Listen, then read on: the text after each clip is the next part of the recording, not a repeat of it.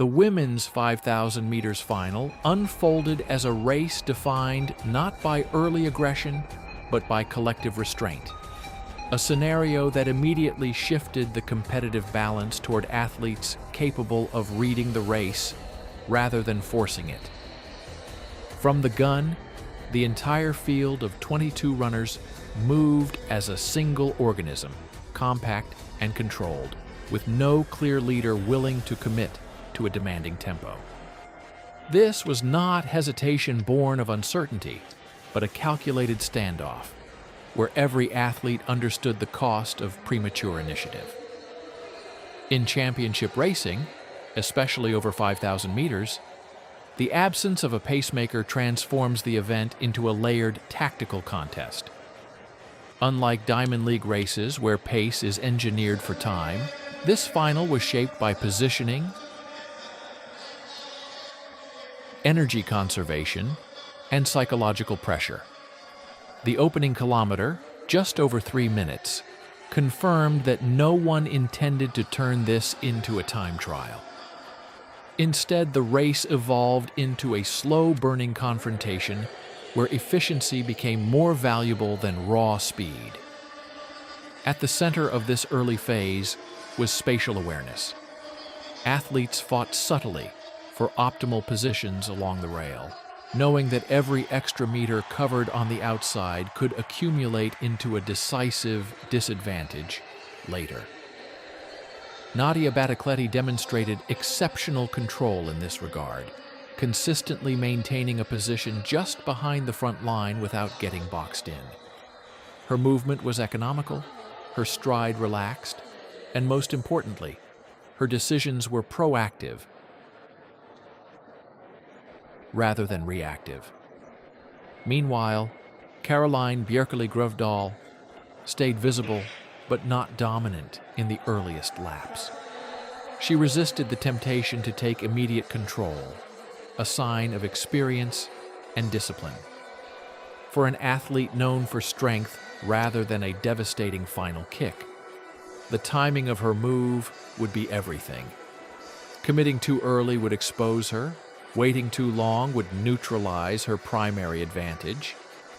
The tightly packed formation served multiple purposes. It protected athletes from wind resistance, minimized unnecessary energy expenditure, and most critically, delayed the moment of truth. In such conditions, runners with superior closing speed gain a theoretical advantage, as they can conserve energy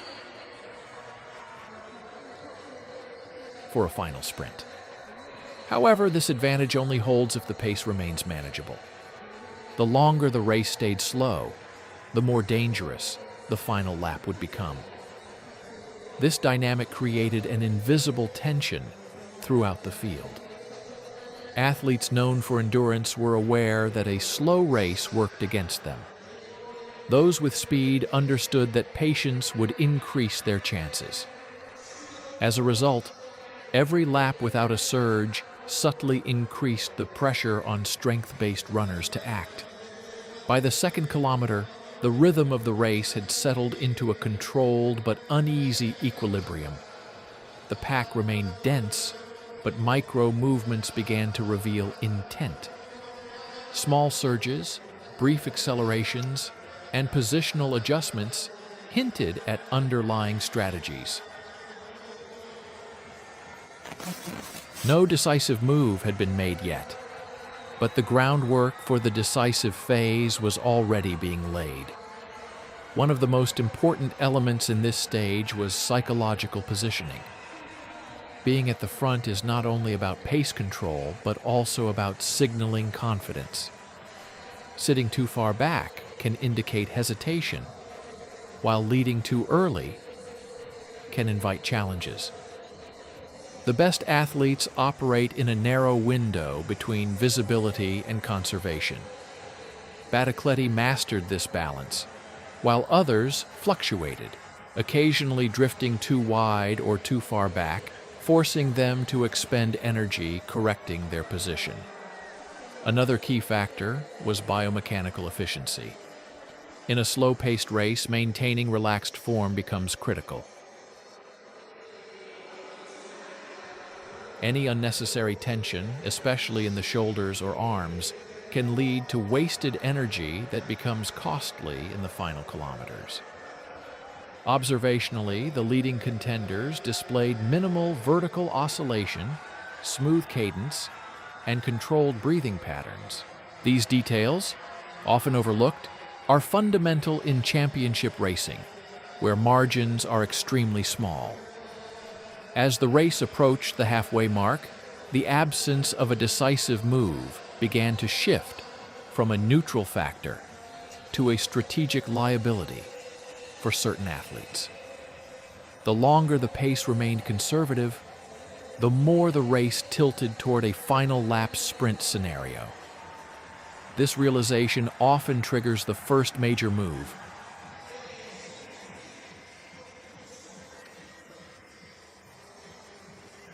Typically from a runner who recognizes that waiting any longer would reduce their chances of victory. That moment was approaching, and the responsibility would inevitably fall on someone willing to redefine the race.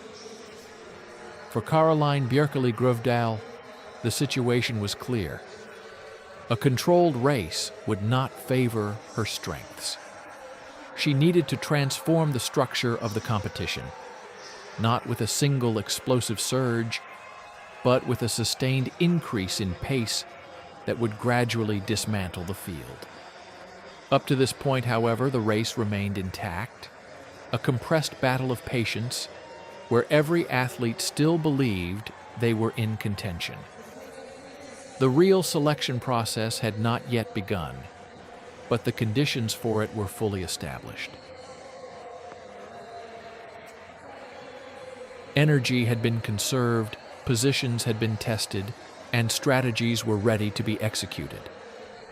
What followed would not be an immediate breakaway, but a calculated escalation, one that would redefine the race from a tactical stalemate into a test of endurance and resilience. The decisive shift in the race did not come through a violent surge, but through a controlled escalation, a move that is often more damaging because it gives the illusion of manageability, while steadily draining reserves. Caroline Bjerkeli-Grøvdal was the athlete who understood this dynamic best, and when she finally moved to the front with intent, the entire structure of the race began to change. Her transition into the lead was smooth rather than aggressive, almost seamless. But the intent behind it was unmistakable. Instead of injecting a sudden burst of speed, she increased the tempo incrementally, lifting the pace just enough to force decisions from those behind her. This is a classic strength-based approach in distance racing, one that targets not just physical endurance, but also mental resilience. Each lap became slightly faster than the previous one, each kilometer more demanding than the last. The shift from approximately 3:01 to 2:57 per kilometer may not appear dramatic on paper, but within the context of a tightly packed championship race, it was transformative. The effect was immediate and cumulative. Athletes who had been comfortable moments earlier now found themselves operating closer to their limits, forced to reassess whether they could sustain this rhythm over the remaining distance. Behind Grøvdal, Nadia Batocletti maintained her composure with remarkable precision. Her response to the increasing pace was neither reactive nor passive. She adjusted her positioning subtly, staying close enough to avoid losing contact, but never stepping into the lead, where she would be exposed to the wind and the burden of pacing.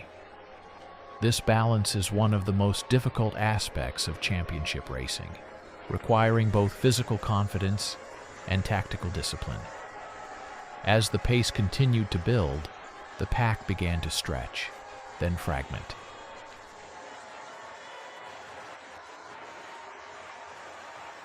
What had been a dense formation of 22 athletes evolved into a long, thinning line. The first casualties were those who had relied on the early slow tempo, but lacked the capacity to handle sustained pressure. They did not drop off dramatically, but instead lost contact gradually, a meter at a time, until the gap became irreversible. This phase of the race is often where championships are truly decided, even if the final sprint captures the attention. The purpose of a gradual increase is not necessarily to break everyone immediately, but to isolate the strongest contenders while weakening them just enough to influence the final outcome. Grovedale executed this perfectly.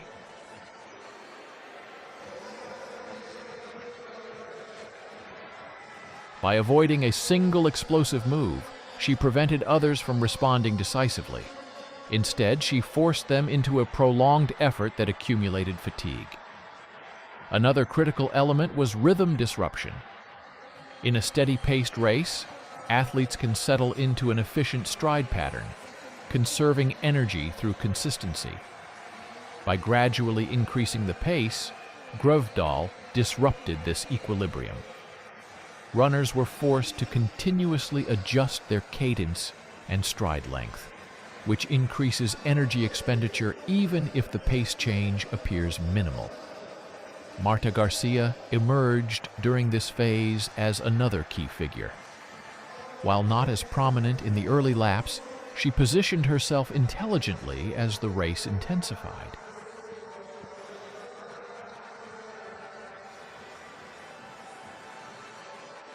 Her ability to stay connected to the leading group without overcommitting indicated strong race awareness. She recognized that the decisive moves would come later and focused on surviving this attritional phase with as much efficiency as possible. By the 3,000-meter mark, the race had transformed completely. The large pack was gone, replaced by a select group of contenders who had successfully navigated the increasing demands. The visual difference was striking. Where there had once been uniformity, there was now separation, with clear gaps forming between groups. This is the hallmark of a well-executed strength strategy. The race no longer feels collective, but individual. Grovedale continued to lead, her pacing relentless but controlled. Importantly, she showed no visible signs of strain, maintaining form and cadence despite the rising intensity. This psychological signal is crucial. When a front runner appears composed, it discourages attacks and reinforces the perception that the pace is sustainable, even when it is not. For Battacletti, the challenge during this phase was not just physical but strategic. She needed to decide how long to remain patient. Moving too early would risk wasting energy against a runner who was dictating the pace. Waiting too long could leave her with too much ground to cover in the final lap. Her decision to stay disciplined reflected confidence in her finishing speed, but it also required precise judgment.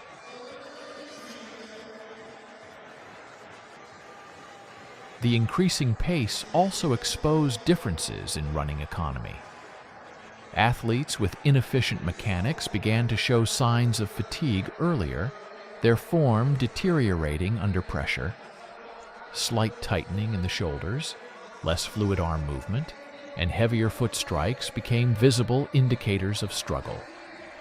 In contrast, the leading trio maintained technical consistency, a sign that they were still operating within their optimal range.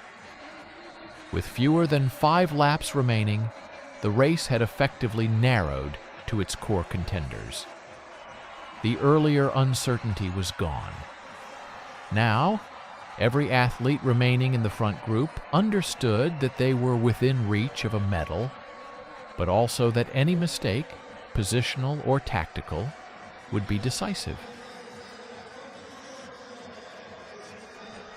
What made this phase particularly significant was that it set the conditions for the final lap long before it began. The athletes who survived the gradual increase were not just the strongest, but the most efficient and tactically aware. However, survival alone was not enough. The way they managed their energy during this period would determine their ability to respond when the race reached its climax. As the bell approached, the pace had already done its damage. The field was reduced, the legs were heavy, and the margins between victory and defeat had become razor-thin. The race was no longer about who could endure. It was about who had preserved just enough to deliver one final, decisive effort. By the time the bell rang, the race had already been shaped by sustained pressure, but it was the final 400 meters that defined its legacy. What remained was not a large field, but a distilled contest between athletes who had survived both the tactical opening and the progressive acceleration. At the center of it all were Caroline Bjerkeli-Grøvdal, Nadia Baracletti, and Marta Garcia, each arriving at the decisive moment through a different path, each carrying a different physiological and tactical profile. Grøvdal entered the bell lap still in control of the race, but her earlier strategy had come at a cost. Leading for multiple kilometers at an increasing pace meant she had absorbed the highest workload in the field. Even though she maintained composure, the accumulated fatigue subtly limited her capacity to change gears. Her objective in the final lap was clear: sustain the highest possible pace and prevent a pure sprint finish where she would be vulnerable. Baracletti, in contrast, approached the bell with a fundamentally different advantage.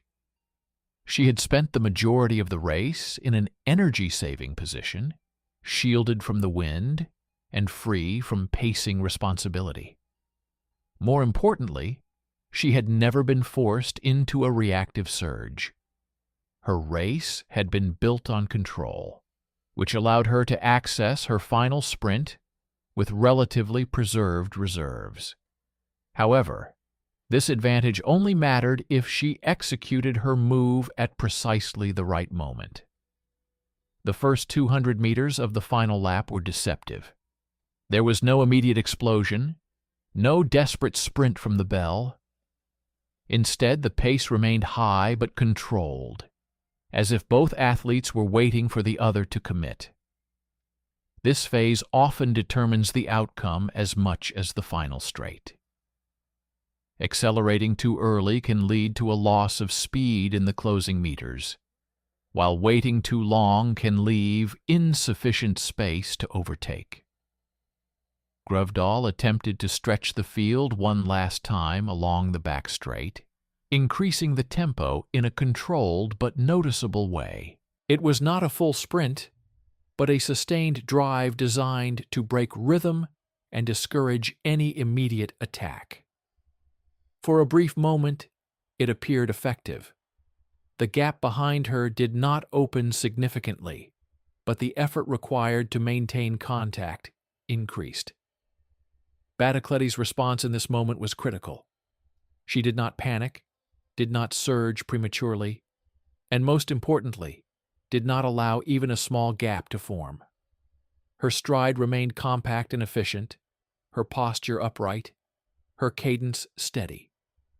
This ability to absorb a late increase without overreacting is one of the defining characteristics of elite championship racing.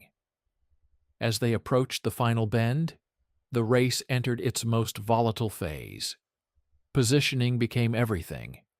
Being on the inside line offered the shortest path, but also the risk of being boxed in. Moving to the outside created space, but required covering additional distance. Baracletti made her move decisively, shifting slightly outward to ensure a clear path for her sprint. The decisive moment came inside the final 200 meters. Without hesitation, Batticletti launched her sprint, not as a gradual acceleration, but as a committed high-intensity drive. The contrast with the previous laps was immediate. Her cadence increased sharply, her stride length extended, and her entire posture shifted into an aggressive forward lean. Grøvdahl attempted to respond, but the difference in available energy was evident. After dictating the race for so long, she could not match the sudden change in speed. Her stride tightened slightly, and although she continued to push, the gap began to open. This is the inherent risk of front-running in championship races. Controlling the race increases the probability of selection, but it also reduces the capacity for a final acceleration. Within a matter of seconds, Batticletti created a decisive separation. It was not a dramatic blowout, but a controlled and authoritative move that left no doubt about the outcome. The final 100 meters became a demonstration of efficiency under pressure. She maintained her form, avoided unnecessary tension, and sustained her speed all the way to the line. Behind them, Marta Garcia executed her own race within the race.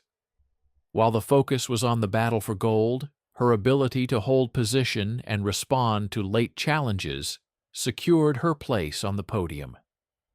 Her final lap was not defined by a single explosive move, but by consistency and resilience, ensuring that she capitalized on the attrition created earlier. The finishing time of 14:35.29 reflected the unique nature of the race.